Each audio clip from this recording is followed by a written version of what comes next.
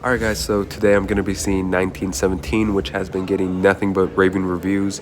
Not really excited for this movie, honestly. It doesn't look good at all, in my opinion, but you always got to give movies a try. It's just a thing that I do, so it's going to be in Dolby. At least we have the Dolby Atmos, Dolby Vision, and Dolby recliners, so that's going to be cool. So the movie doesn't look too good, but let's check it out. Let's hope that there's something good out of this movie. So let's go in. And also, I know, a lot of you guys are looking forward to this movie, and I could kind of see why, but I mean, the cinematography, probably this is going to look amazing. It's Roger Deakins who is going to be doing the cinematography for this movie. But just in my opinion, the movie just doesn't look all that appealing. It looks kind of dull, and I just wanted to clarify what I just said in the beginning of this video. So, I know a lot of people are raving about this movie. Hopefully, I could be the same. But I gotta go check it out, so let's go see it.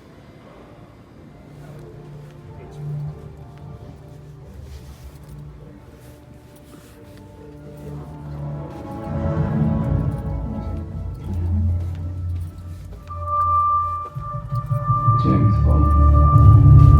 License to kill. He's still young.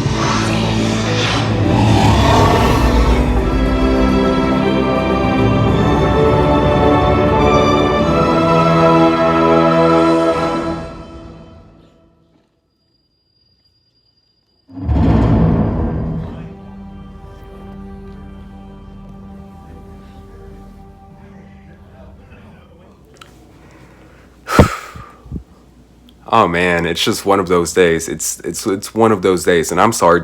I'm sorry if I'm gonna disappoint you guys with this review, but and I know some of you guys been asking for a review for 1917, and I did see it. I saw it in Dolby Cinema. The movie, by the way, looks gorgeous in Dolby Vision 4K.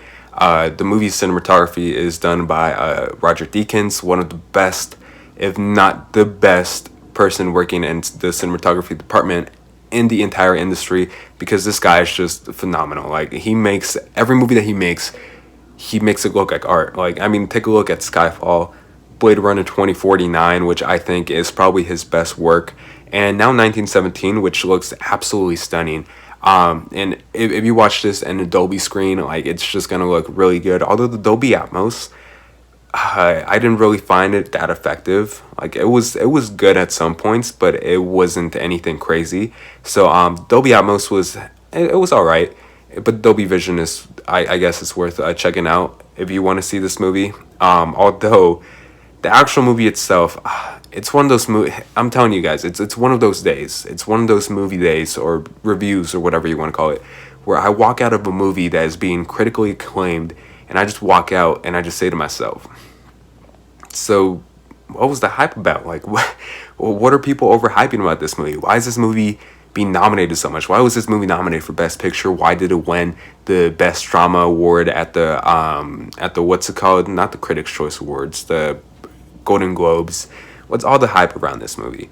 Like, I walked in telling myself the same question, and I walked out telling myself the same question again. What's the hype about this movie? Like, 1917 is just a movie that was kind of dreadful to sit through. There's no story to this movie, really. Like, yeah, you have a simple story where you're being embarked in a journey with this main character for 2 hours, and the movie is a film that gets one shot.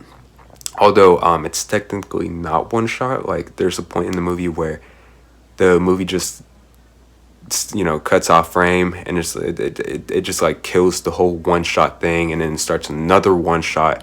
So it's technically two shots, if you want to be a smart ass about it, but technically it is. And that's the only thing I'm hearing, the only like positive things that I'm hearing about this movie. Like, the only reason why people are saying that this movie is amazing is because of the cinematography and how it's made out to look like one shot. Like, that's the only thing people are talking about this movie. I haven't heard a single person talk about the main character or the story about this movie. Not one single person have I heard talk about the story or the character of this movie, because the movie is just emotionally empty. The movie has no story, and the character really goes nowhere. I mean, yeah, he goes on a journey, but like, for his character arc, like, by the end of the movie, his character really went nowhere. Like, he didn't really change. There was no development going in within this character, and he was just a boring character to sit through. And again, this is a character that you're relying on to go on a adventure with for 2 hours, and the character is boring, and he really goes nowhere, and there's just nothing to his character that is really gonna stick with me. And same thing for this journey, like the adventure, whatever the fuck this you want to call this. I'm sure I'm missing a point about this movie, but I just did not like what I saw about this movie. The movie like had no story, had no structure, and it's just like one of those like gameplays from video games where you just see characters walking around for a purpose, but at the end there's like no payoff to it. Like, yeah, the action at the end, or the not the sacrifice, the obstacles that the character is going through in the last 20 minutes were kind of effective, but like when you have like the first 2 acts of the movie where the story goes nowhere and the character is just boring and he's just like bland and emotionally empty, like it doesn't really feel like a payoff. I don't know, I wasn't a huge fan of 1917. I'm sure that Sam Mendes, or I'm sure he was impressed with what he did with this movie. I didn't really think that his directing was all that good either in this movie. It's just a movie. It's one of those movies where he just like spent 2 hours with a character, and in the end of the day, it just felt like it went nowhere. The movie goes nowhere. That's what I want to call this movie. Nowhere. It's one of those movies, man.